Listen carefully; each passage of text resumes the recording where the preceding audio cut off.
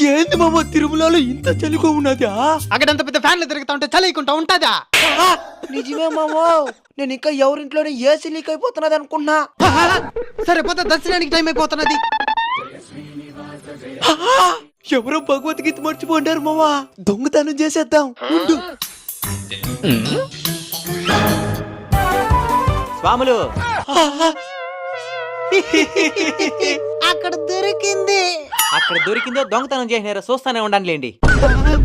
అసలు ఈ భగవద్గీత నీదే అనే దానికి సాక్ష్యమేంది? అట్ట మీద శ్రీకృష్ణుని ఫోటో ఉంటుంది చూడు.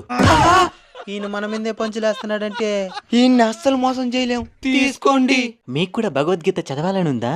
చాలా రోజులుగా చదవాలనుకుంటున్నామన్నా, కానీ ఎందుకో కుదరడం లేదు. డబ్బులేమైనా ఇబ్బందా? అలాంటిది ఏమీ లేదన్నా, వేలకి వేలు ఖర్చు పెడుతూనే ఉంటాం, కానీ ఎందుకో 400 ఖర్చు పెట్టి ఈ పుస్తకాన్ని మాత్రం పొందలేకపోతున్నాం. ఏ జన్మలో ఏ పాపం చేసుకున్నామో. అట్టనుకోవద్దని